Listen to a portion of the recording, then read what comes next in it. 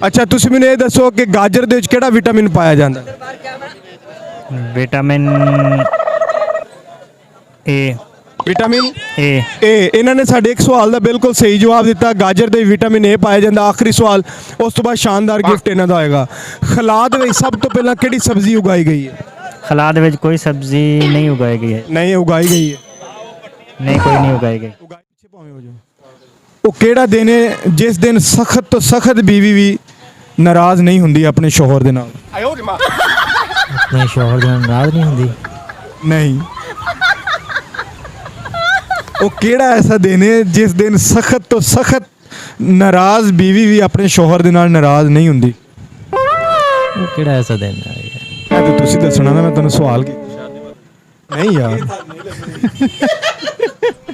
यार यकीन कर, बड़े आसान सवाल पता है जी? नहीं पता। अच्छा मैनू ये दसो, सोने नालों महंगी एक चीज़ है खाने वाली, यानी कि सोने की जिहड़ी कीमत है ना ਉਹਦੇ ਨਾਲ भी महंगी आप एक चीज़ खाने हो, उस चीज़ का नाम दस दो।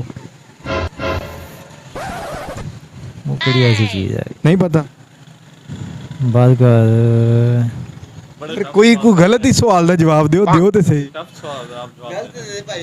लोग कसम खा लेंगे। नहीं चलो मैं तुहानू इन्हां दे जवाब देवां।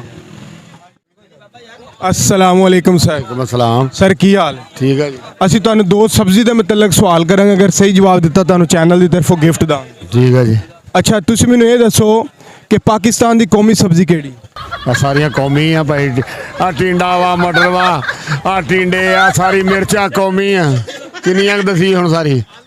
मैं जनाब सब्जी के नाम नहीं पूछे, मैं पूछा पाकिस्तान की कौमी सब्जी केड़ी? कौमी सब्जी आ भाई, आ टिंडे आ, मिर्चा वा, नींबू आ, मटर वा, सारे पाकिस्तान की कौमी सब्जी है। मैनू इंज लगदा जिवें मैं रेडी ते सब्जी खरीदण आया वा।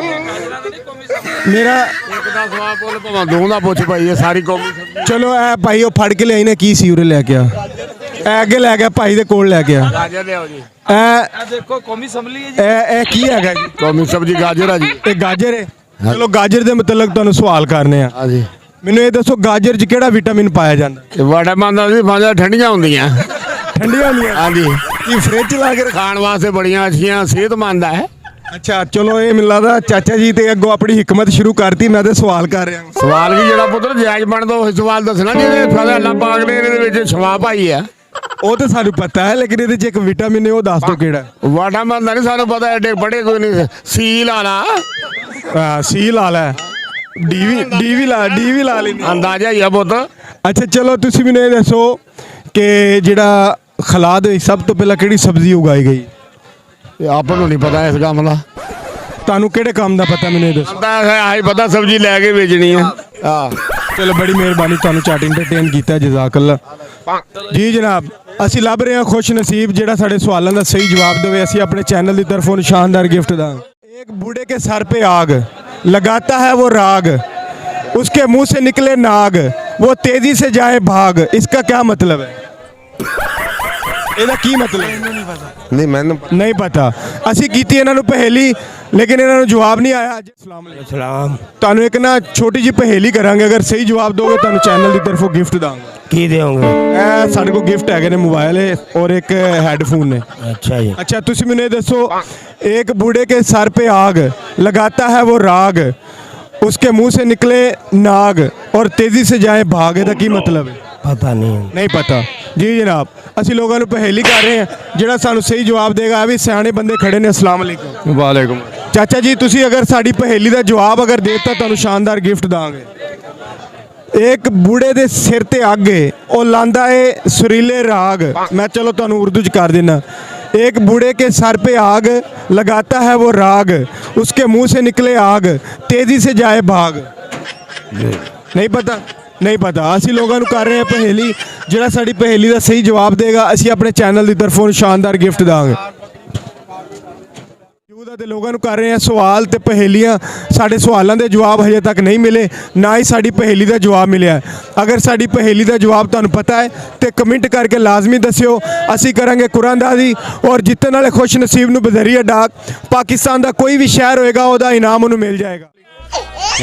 ਕੀ ਹਾਲ ਹੈ? ਅੱਲਾਹ ਦਾ ਕਰ। ਤੁਹਾਨੂੰ ਇੱਕ ਪਹੇਲੀ ਕਰਾਂਗੇ, ਅਗਰ ਸਹੀ ਜਵਾਬ ਦੋਗੇ ਤੁਹਾਨੂੰ ਚੈਨਲ ਦੀ ਤਰਫੋਂ ਗਿਫਟ ਦਾਂਗੇ। ਹਾਂਜੀ।